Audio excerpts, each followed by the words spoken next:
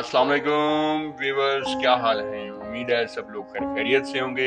अल्लाह पाक आपको सलामत रखे, अपनी हिफ्ज़ व अमान में रखे।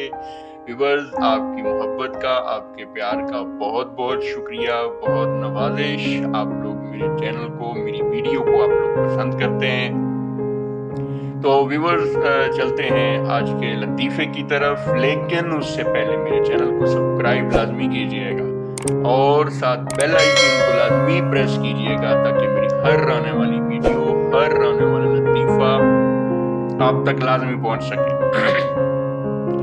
तो जनाब, एक अंग्रेज होता है।